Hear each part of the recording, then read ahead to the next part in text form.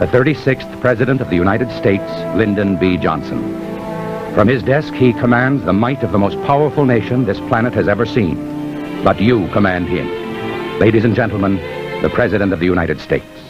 My fellow Americans, I've been in this office for almost a year.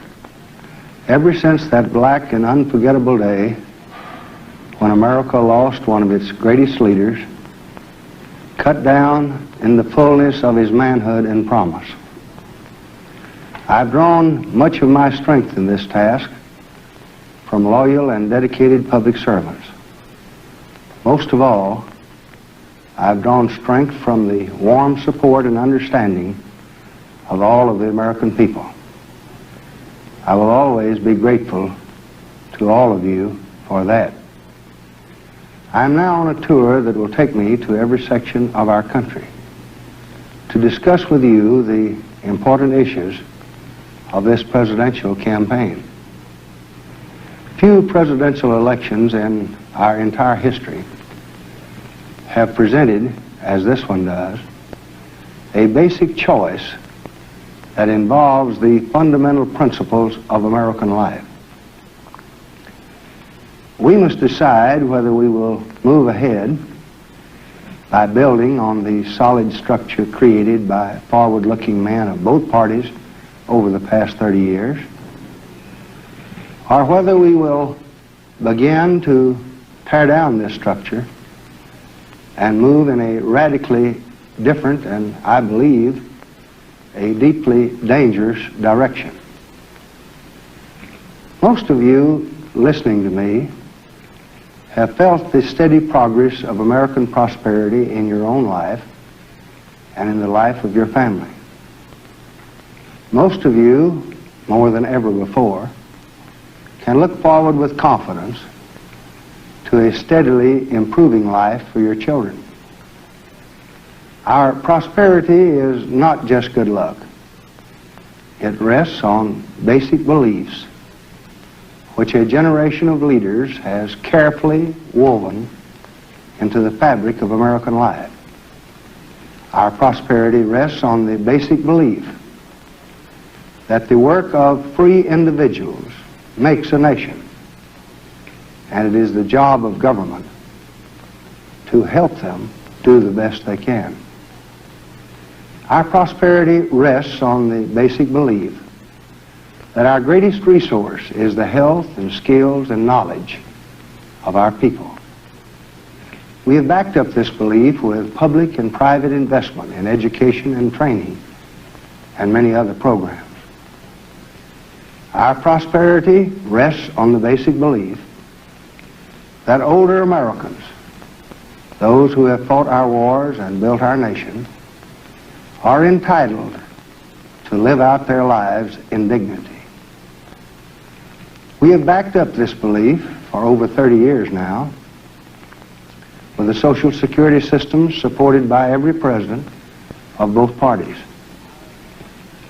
Our prosperity rests on the basic belief that individual farmers and individual workers have a right to some government protection against those forces which might deprive them of a decent income from the fruits of their labors.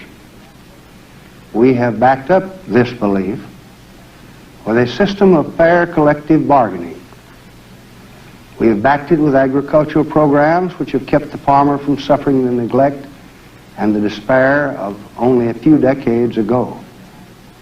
Today, our whole approach to these problems seems to be under attack. We are now told that we, the people, acting through government, should withdraw from education, from public power, from agriculture, from urban renewal, from a host of other vital problems. We are now told that we should end Social Security as we know it, sell TVA, strip labor unions of many of their gains, and terminate all farm subsidies. We are told that their object of leadership is not to pass laws, but rather to repeal them. And these views have been supported by a consistent record of opposition to Congress to every progressive proposal of both parties, Democratic and Republican. Well, this is a radical departure from the historic and the basic current of American thought and American action. It would shatter the foundation on which our hopes for the future rest. Too many have worked too hard, too long, to let this happen now. I propose to build on the basic beliefs of the past, to innovate where necessary, to work to bring us closer to a growing abundance in which all Americans can seek to share. The choice is yours. For 20 years, our country has been the guardian of the gate of freedom. Our cause has been the cause of all mankind. The strength of that leadership has come from the fact that every president and the leaders of both parties have followed the same basic principles of foreign policy. They have built our strength so that today America is the greatest military power on earth.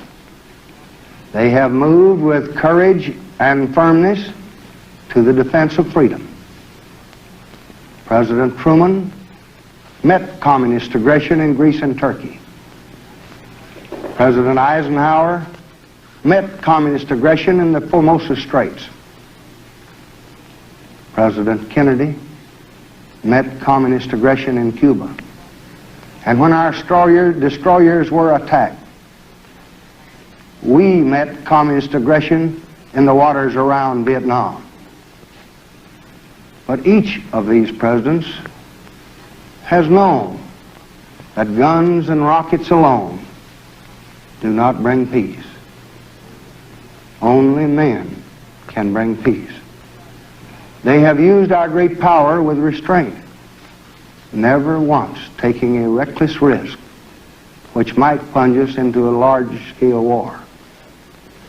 They have patiently tried to build bridges of understanding between people and between nations. They have used all their efforts to settle disputes peacefully, working with the United Nations.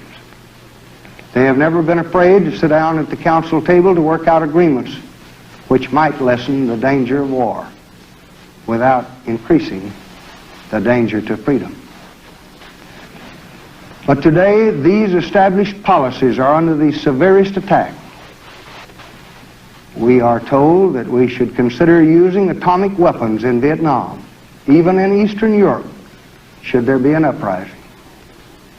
We are told that we should break off relations with Russia, and with it, any hope of lasting agreement. We are urged to withdraw from the United Nations and to stop our help to other countries. We have heard the test ban treaty denounced. This is the treaty that has halted the radioactive poisoning of the air that we breathe. We are urged to threaten others with force if they don't do as we say.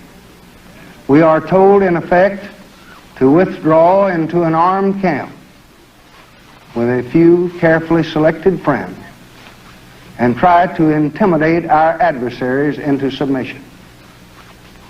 Well, this kind of attack contradicts the entire course of America in our entire post-war period.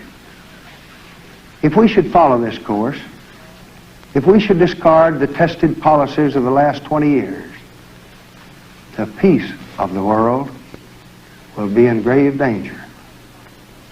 I will not discard them. I will continue them.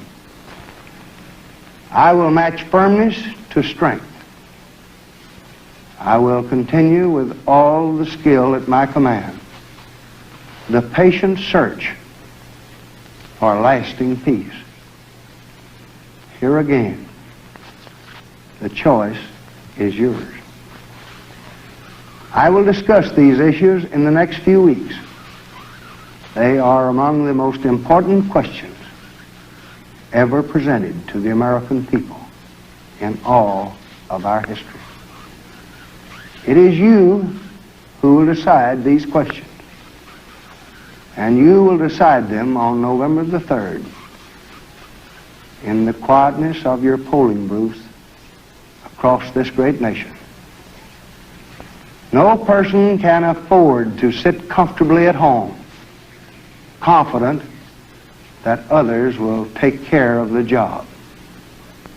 You must work and register and vote, for this is truly a turning point in the history of our great nation. At stake is all that we have so carefully built so long, and all the hopes that rest upon it. I will do all that I can. I need your help. Then we can turn to our other work. Together, we will build the great society, a place where every one of us has the chance to seek happiness and fulfillment to the limit of his abilities. And we will work together